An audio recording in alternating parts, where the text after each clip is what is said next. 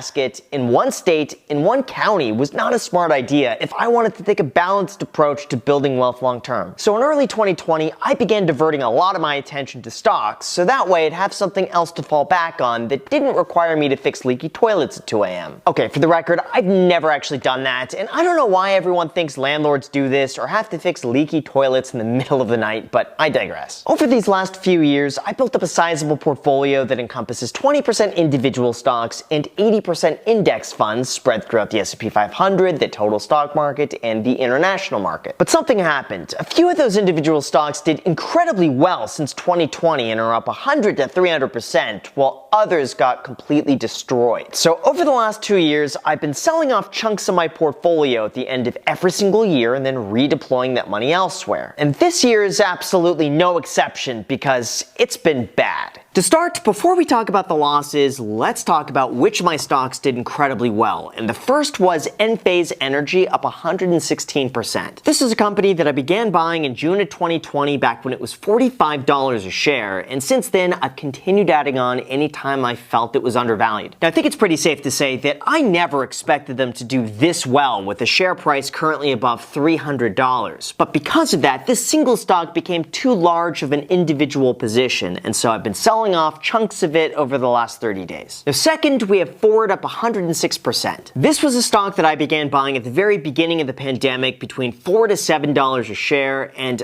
I'm not gonna lie, I just really like the company. You know, I never really talked about this before, but back in high school, 2005, 2006, I took all the money I had saved up at the time, and I had my dad open up a stock account for me with Scottrade, back when that was a thing. I bought all these books on how to read candlestick charts, I started browsing all the penny stock forums, and really through dumb luck, I doubled my money in a few months, and I thought I was a genius. But I was actually an idiot, and through a series of bad trades, I wound up losing almost everything, and I walked away entirely from the site. But in 2009, when everything had crashed, I logged back onto the account to see that I had a few $100s left, and so I put it all in Ford stock when it was around $2 a share. By literally doing just that, within a few years, I was able to recoup all of my losses and actually make a profit from the entire experience, which I am incredibly lucky to say that. So when I saw a similar crash happen in 2020, I took the same approach and I allocated a small part of my portfolio to Ford, and it did better than I ever expected. The third, we have American Express, up 68%. This is a company that I began buying back in May of 2020, back when they were $86 a share, because I thought to myself, they have a great product, I use them all the time, virtual payments are not going away, and they have so many different avenues that they could pivot if people don't want to spend $550 for one of their platinum cards. Since then, they've continued to do well, and I still enjoy using their products on an almost daily basis. 4, we have Simon Property Group, up 64%.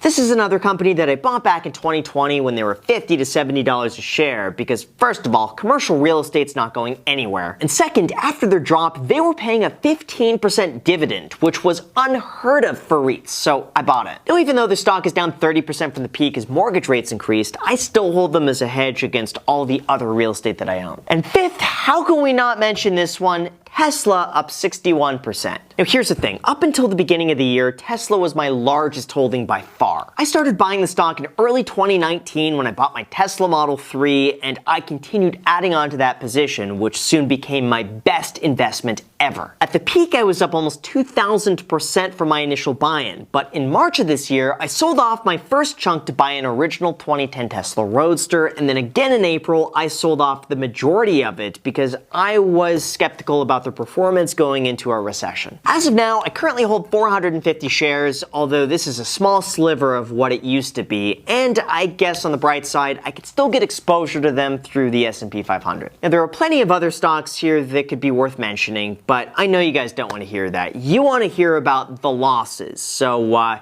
here's what you came for. Coming in at number 5, Ally Financial, down 50%. It's no surprise, ever since I started my channel about 6 years ago, I have been a huge proponent for their savings account. I think their free services are fantastic, and they're one of the largest providers of automotive loans in the United States. But they're also one of the largest automotive lenders in the United States. And when the car industry is in shambles, their stock has taken quite the hit. Now, thankfully, this stock only encompassed 1/5 of 1% of my entire stock portfolio, so it's not a huge deal to be down 50%. But still, it stings, and in hindsight, it was probably never worth $50 a share to begin with. After that, though, we got number 4, Fisker, down 53%. This was a company that was originally founded in 2007, and they came out with the Fisker Karma that was meant to be a direct competitor against Tesla. However, unfortunately,